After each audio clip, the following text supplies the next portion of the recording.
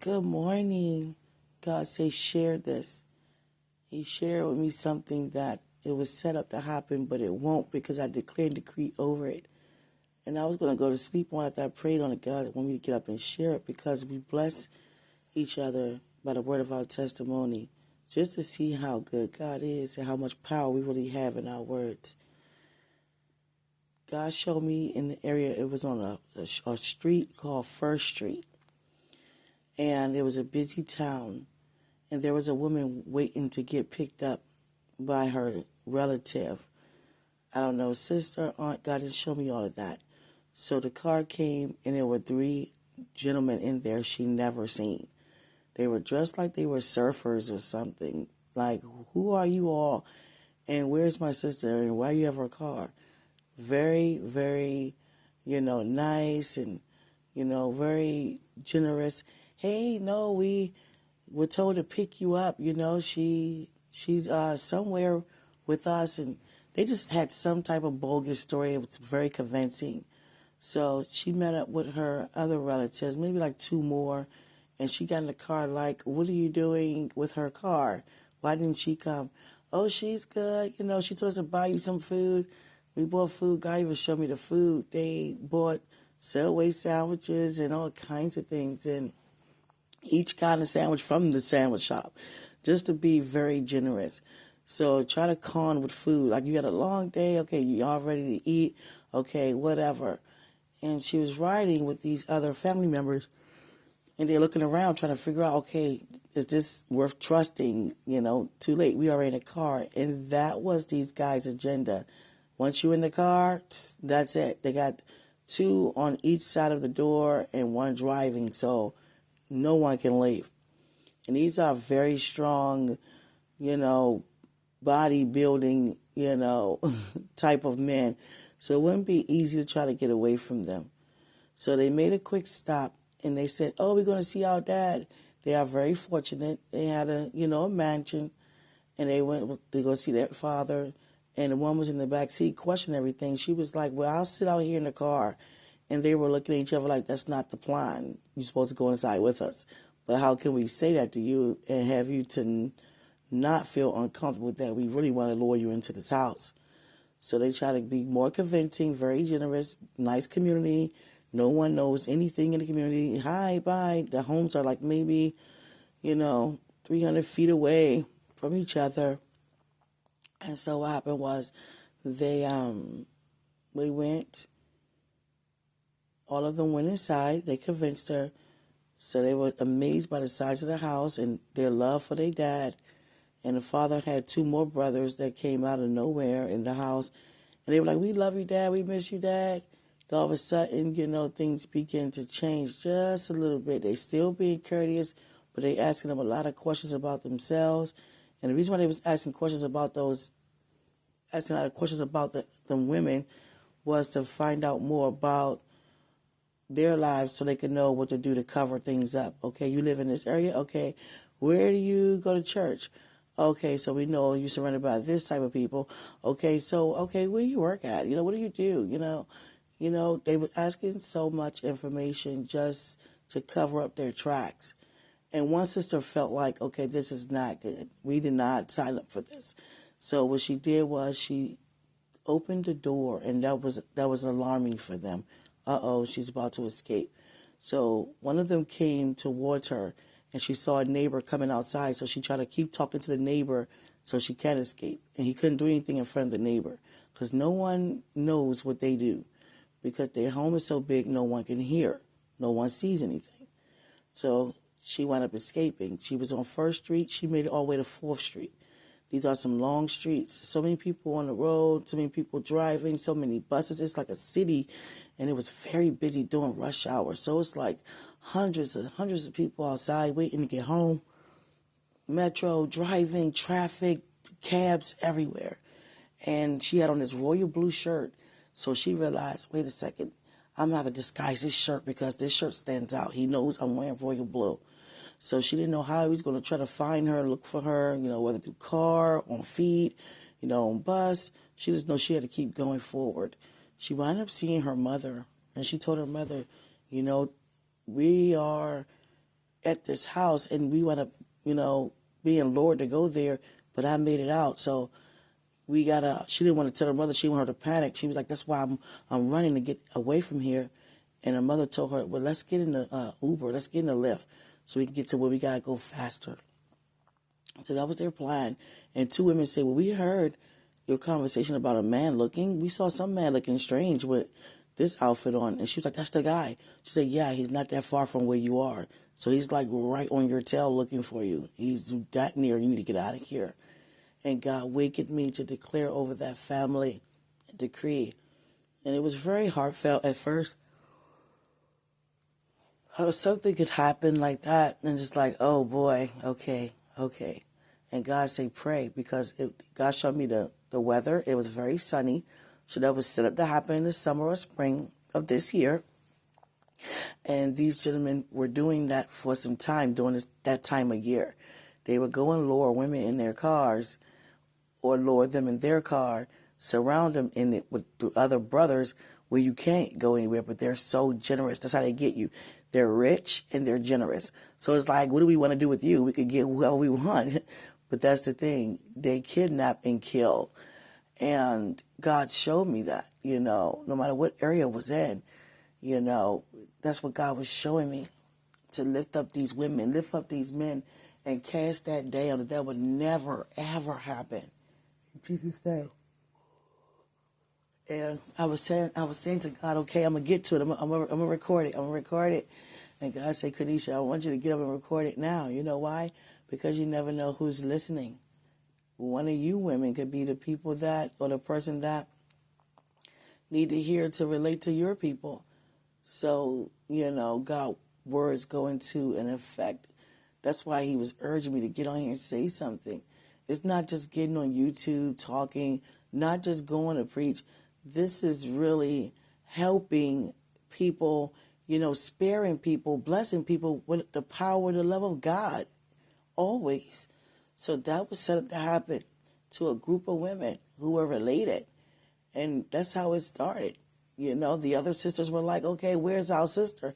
Oh, well, she's somewhere, I forgot how they were saying it, but God didn't let me focus on that. The fact is, they got her enough, to build up her trust enough to take her car and pick up her sisters and know where they were going to be at and buy food for them as they promised her, and met her in that house.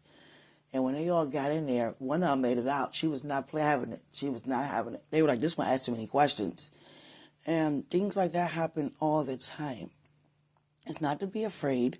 We don't walk in fear. It's amazing how God will speak to our spirit and let us know something that was set up to happen that would no longer happen, because we have the power to declare, decree a thing, so shall it be established unto us. So that's the amazing part. We declared and we decreed over it. And God is so blessed by it. He's so blessed by it. He is so blessed by it. So glorified by it. Because we're blessed to be a blessing. And that was something to actually be in the atmosphere, to see that happen. I felt everything, seen everything, even all the way down to the sandwiches, from the Subway shop. Like, they were so generous. We have everything you would like. We got, dessert. We got all kinds of, we got juice. I mean, they had each sandwich from the shop. They don't matter which one, pick one. They were very, very generous and conning with their words and their attitude. These are very rich young guys, and looking like surfer dudes. You understand? So they're like, yeah, and it seemed like it works. Like, okay, my sister trusts you to pick us up. Like, yeah, she's having a good old time. We're going to have a good time when we get to the house. We're on our way to her now. You get there, we want to meet our dad. The father's the one who orchestrated everything. They do everything that he says, but they are very generous. They love their father. They're very close family, have all the money that you can think of. And the thing is, they were troubled mentally to do things like that. And no one knew about it. Many people were being missing and no one knew about it. Many women were lured in there, and there's no telling what they were going to do. But God just showed me that you're not going to, once you get in that house, you don't make it out. And, that woman made it out. And got me to see that. Like, what in the world? I could see the fear in her face trying to run every block by block while he wouldn't catch her. And someone said, I heard about this guy you're talking about. I seen a man that looked very strange.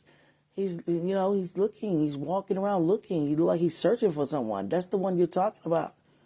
And she was like, yeah. This is how he looked. She was describing him. Yes, that's him. Well, he's on your tail because he's a block away. So you can imagine the fear in that woman. He's a block away. Like, do he see me and I don't see him? It's so many people out there. Like, when I make it to my destination, would he come back? You know how much fear she had? Like, would he come and get me the next day or the next day? Would he ask my relatives where I live, where I stay? Stuff like that. Would he stop searching? He would not give up because she's the first one who made an escape. And they're afraid that she's going to tell on everything that they do. And they have so much money, so it was like she didn't know who to trust. Maybe you're good friends with the cops. Maybe you're good friends with the lawyers. Because they were a very sweet, cunning family. And that is so not cool to be in a situation like that. Like, you're running everywhere, but you cannot hide. They got people helping just because they're generous. And they know what to say to get results out of people, to get, confessions out of people. That is, oh, God. But that would never happen. And it don't make no sense that things like that people do. But I thank God for showing me that was set up to happen to someone across the world. God didn't give me a location. God didn't give me a country. God just showed me the streets. It happened on 1st Street, and she made it to 4th Street, the 4th block, and he was on the 3rd block. She had to hurry up. And that would never, ever happen. That's the beautiful part about it. That would never, ever happen.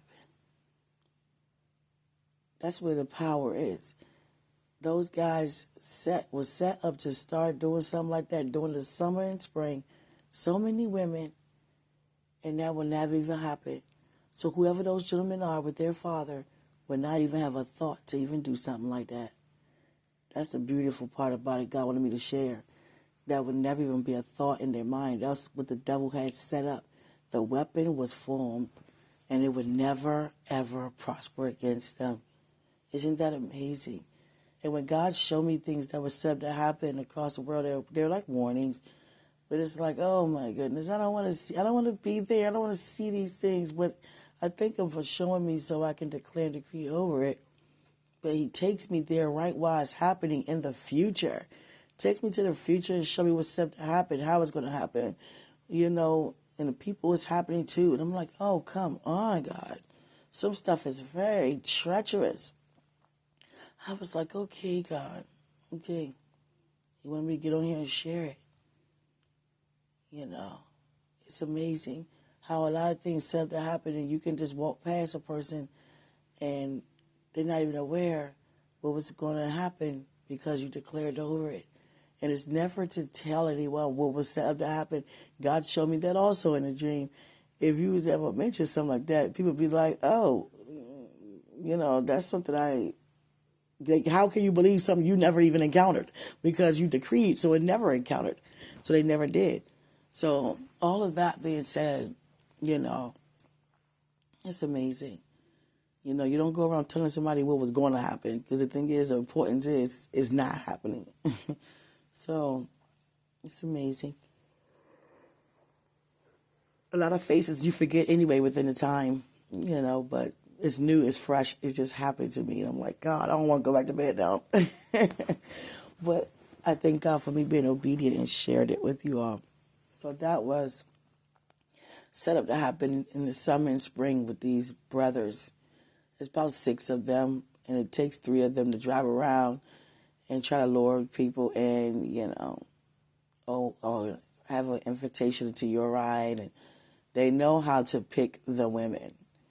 And I thank God that would never, ever happen. And these brothers, that was set up for them. In a dream, they did it for a long time, every year. And God this was going to be the first year. Not anymore. Isn't that amazing? They won't even have the thought to even do it. That is so good. Not even a thought will cross their mind because the weapon did not prosper.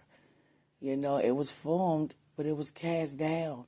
So he won't even start anything that I declared over because I have power and he doesn't. And that's why God wanted me to share all of that, because he wants us to know how much power we really have. We have the power. We have the power. Hallelujah. Thank you for listening. God bless you.